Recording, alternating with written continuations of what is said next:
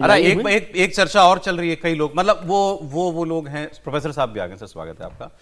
मतलब जो होते हैं ना, मतलब हमेशा उम्मीद से भरे रहने वाले लोग, समर्थक किसी के, सबको लग रहा है कि सरकार के बड़े बिल नहीं पास हुए, महिला आरक्षण, डिलिमिटेशन, FCRA नहीं हुआ, तो अब क्या होगा। सब कह रहे हैं ये तूफान से पहले की शांति है, देखिए कुछ बड़ा होने वाला है, कुछ बड़ा सरकार कुछ बड़ा करने वाली है। सर आप भी उन्हीं में एक लाइन मैं बोल दूं सर, एक लाइन और, एक मित्र ने और कहा कि ये बाजी को आप ऐसे देखिए कि जो जीत गए थे बाजी वो हार गए, और जो हार गए थे वो जीत गए।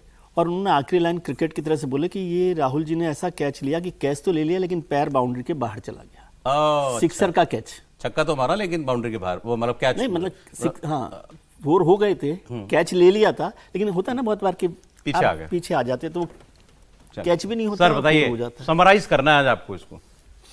देखिए मुझे लगता है कि सर 19 बैठकें होनी थी सर इसके अंदर, अगर 17 मानसून सत्र का देखें, by the way per day की अगर 6 घंटे का अगर देखें। मित्र का था या ये आपका विश्लेषण? नहीं मित्र का था मेरा विश्लेषण। मैं सोच ही रहा था कि आप इतनी देर चुप कैसे हैं। 19 बैठकें होनी थी, 6 घंटे पर डे की अगर पकड़ ले तो 114 घंटे बैठकें होनी थी, लेकिन सिर्फ 17 घंटे बैठकें हो रही है। तो ये बता रहा है कि मानसून सत्र का हाल क्या रहा इसके अंदर। ठीक है, विपक्ष इस बात से खुशी मना सकता है कि उसने शिक्षा मंत्री का इस्तीफा करवा लिया, विपक्ष इस बात से खुशी मना सकता है कि उसने पूरे पार्लियामेंट सेशन मानसून सत्र को पूरी तरीके से बाधित कर दिया, और अमित शाह उनके कारण सदन में जवाब देने नहीं पाए क्योंकि उनके पास जवाब नहीं था। लेकिन मुझे लगता है कि जब गृह मंत्री अमित शाह जी ने लोकसभा स्पीकर को पत्र लिखा और कहा कि समय आप तय कीजिए और मैं चर्चा करना चाहता हूं, तो मैं उम्मीद कर रहा था कि एक लीडर ऑफ अपोजिशन के रूप में राहुल गांधी खुद स्पीकर को पत्र लिखता है अमित शाह के पत्र के बाद कि गृह मंत्री ने पत्र लिखकर चर्चा सत्र की मांग की है, समय तय करने की मांग की है, मैं इसका समर्थन करता हूं, और LOP के रूप में मैं इसका समर्थन देने की समर्थन करता हूं, और मैं उम्मीद करता हूं कि अगर एक दिन में चर्चा नहीं होगी तो सत्र का एक दिन बढ़ा दिया जाए, 13 की जगह 14 तारीख तक सत्र चले, एक दिन और चले, और हम सभी मुद्दों पर बात करने को तैयार है। अगर राहुल गांधी ये लिखते तो लगता है कि लीडर ऑफ अपोजिशन इस मामले को गंभीरता से ले रहा है, और जो शुरुआत अमित शाह जी ने की है वो उसका समर्थन देते हुए वाकई में वो चाहते हैं कि चर्चा आगे बढ़े। और जब 2 दिन का सत्र होता, 13 और 14 का अगर होता, तो मुझे लग रहा है कि विपक्ष तमाम प्रश्न पूछता, और अमित शाह जी ने कहा था जो प्रश्न विपक्ष को पूछना है पूछे, जो आरोप लगाना है सदन के अंदर लगाए, मैं धैर्य से सुनूंगा, लेकिन फिर मैं इसका जवाब भी सिलसिलेवार सभी मुद्दों के साथ वो तो नहीं हो पाया ना।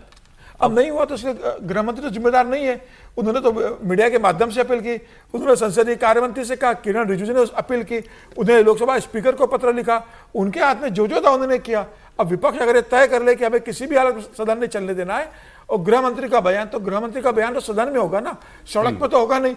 आप जो कहना चाहते हो गृह मंत्री अब ये जो सरकार बिल नहीं पास करा पाई, आपको लगता है ये कराएगी जरूर देर सवेर? नहीं, सरकार ने सारे बिल पास कराए। ये 3 बड़े बिल FCRA का, FCRA को लेकर के धीरे धीरे समझ में आ रहा है। कुछ लोगों ने तो ये कहा कि आप लोग ये भी नहीं समझ रहे कि ये ज्यादा विरोध FCRA को ही था, दबाव बहुत था FCRA के लिए। पहले भी मैं कहा था FCRA को लेकर सरकार अगर पास कराना चाहती है तो कितना भी हल्ला मचता, सरकार इसको पास करा देती है। सरकार ने खुद ये तय किया है कि इसको JPC में भेजा जाए और फिर इसको अगले सेशन में देखा जाए। मैं वो पूछ रहा हूं आपसे, ये बिल पास होंगे आगे? 100% पास होंगे, ये डिलिमिटेशन, महिला आरक्षण सब होगा, सारे पास होंगे ये। ठीक है, और अगले सेशन के पहले ही मुझे लगता है परिसीमन बिल और पास करा लेगी सरकार। सर अब राहुल गांधी ने बाउंड्री के बाहर कैच पकड़ा या कोई विकेट गया है सरकार का? देखिए, मैं तो अभी देख रहा था कि राहुल गांधी, सभी कोई अपने अटेंशन मुद्रा में जब होता है तो हमेशा ऐसे खड़ा होता है, सामने देखता है, जब वंदे मातरम वगैरह गाया जाता है।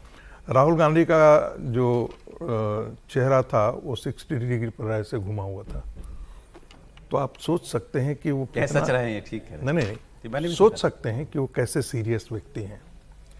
राष्ट्रगान के प्रति आपके मन में कैसी भावना है, ये राहुल गांधी का चेहरा देख करके कौन गा रहा है?